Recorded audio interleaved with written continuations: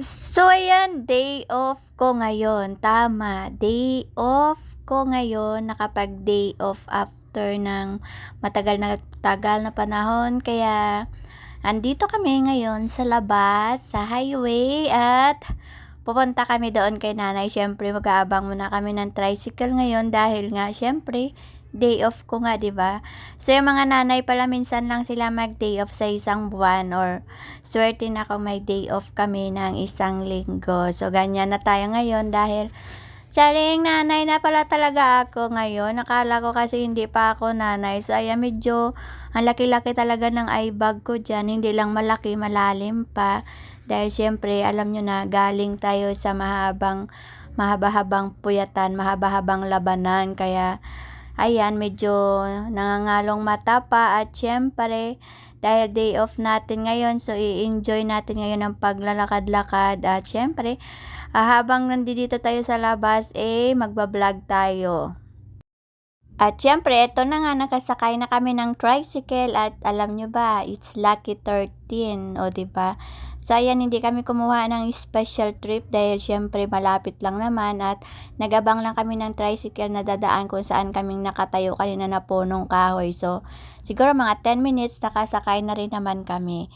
At siyempre, dumating na kami dito sa bahay ni nanay.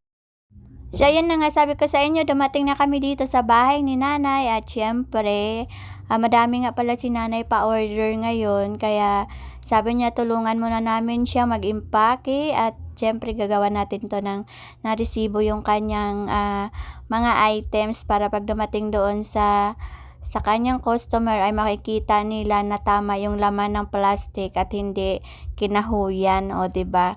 Kasi sa panahon ngayon, alam nyo ba, napakahirap ngayon mag-book at hindi nyo alam kung yung driver o rider na makukuha nyo ay mapagkakatiwalaan. Kaya kailangan isa-isahin nyo at lagyan nyo ng resibo ang bawat parcel na ipapadala nyo kasi nga yung tiwala ay mahirap talaga maibalik kapag ito ay nawala na.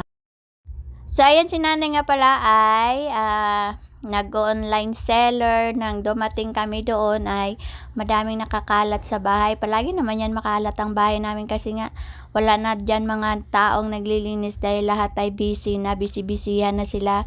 Kaya ayun, ang pagdating namin doon, sabi ni nanay, tulungan daw namin siya na i-book itong kanyang parcel at i-impake. At syempre sabi ko nga, hindi pwedeng i-book to sa Lalamove kasi nga pag binook mo to, maya-maya nandiyan na yung Lalamove. So pag binook mo to, kunwari bukas ka na mag-book kasi nga aantayin mo lang naman. So ayan nga, inayos namin yung kanyang parcel dahil i-deliver niya ito sa kanyang customer. So hindi ko na lang natin sasabihin yung kanyang customer, alam niya naman yung kung sino yan. So ayan, ang gagawin namin ay lilistahin namin yan bawat isa.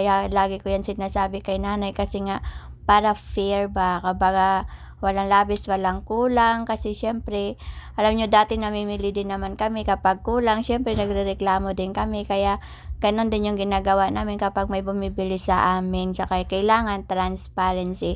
So ayan, ang dami nga ni nanay, diba? Ang dami niyang pa-order. At syempre, maraming salamat sa nagtitiwala sa nanay namin na magpa-order dahil legit naman talaga yan siya. At ang kanyang ibang parcel doon sa pinagbilhan niya nga doon sa Taytay ay nanawala nga daw. Kaya sabi ko sa kanya sa susunod, wag mo munang bayaran kung iiwan mo sa pwesto. Kasi kapag nawala yon, syempre makahanap ka pa ng ibang bibilhan. Kasi nga sa panahon ngayon, talagang marami ngayon yung mga nagsasalisigang. So ayun, so napalitan naman yung ibang items niya kasi hindi kasing ganda ng mga napili niya. So ayan, malapit na kami ditong matapos dahil pagkatapos nito i-impake namin para kapag ibubok niya na to bukas ay naka-ready na, kumbaga bubuhatin na lang ng Lalamove or Lalamove. So ayan, tuwing pagbibisita ko dito talaga kay nanay, lagi yan talaga siya may pinapagawa sa akin. Hindi ko alam kung natay-timingan lang o iniintay niya talaga akong dumating. Kaya nga ako pumunta dito kasi nga day off ko. Pero pagdating ko dito, binigyan niya naman ako ng trabaho. So, hindi ko alam talaga kung ano talaga yung ginawa niya. Siyempre may nagkakataon din talaga minsan na 'pag pumupunta ako dun madami talagang gawain. So, minsan 'pag pumupunta ako dun naglilinis ako ng bahay, tapos naglilinis ako ng ref kapag wala akong tupak. So, 'pag may tupak ako habang naglilinis ako, lahat ng makikita ko dun na hindi nila kinakain, kinakain ko. Tapos lahat ng hindi nila doon inaasikaso inuuwi ko kasi nga pinapabayaan lang nila, eh. So, sabi ko may time pa nga ng isang gabi na ang tagal-tagal niyang dumating, pumunta ako dun tapos pinag-antay nila ako. Siyempre uuwi din naman ako dito sa kabila. Tagal niyang dumating, bumili lang naman siya ng ulam sa labas kaya kung nakikita niyo diyan may binlog ako diyan na ibebenta ko yung bahay. Paano ang tagal na nila 'pag lumabas yung tao sa bahay, ang tagal nila magbalik. Parang nag-e-enjoy yata sila sa bahay kasi nga sa labas kasi nga iniisip nila may tao naman dun sa bahay, mamaya na lang ako uuwi.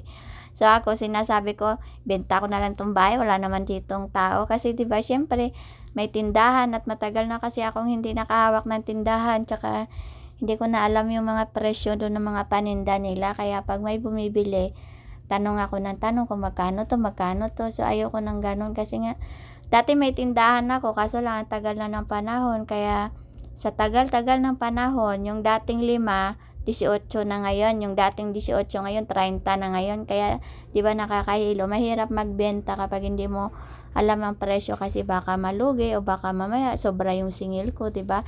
Tsaka may mga customer talaga diyan sa tindahan namin na mga hindi mo maintindihan kasi marami kasi diyan tindahan sa kanto namin, sa street namin. So, palagi nilang kinukumpara yung presyo namin sa presyo ng mga kabilang tindahan.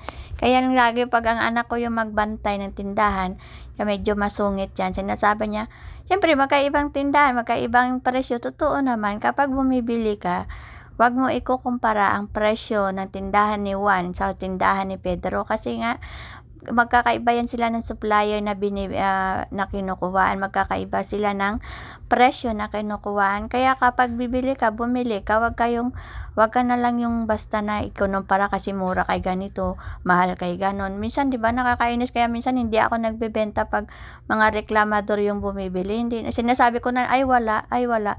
So, ayan lang, hanggang dito na lang at nag-enjoy nga ako sa aking day off kasi nga natapos namin 'to, balot ang kay nanay na parcel para sa kanyang deliver bukas sa Lalamove. So, ayan lang, maraming salamat. Sobrang enjoy talaga ako sa day off, maniwala kayo, tiyaring. So, ayan lang, thank you so much. Bye-bye.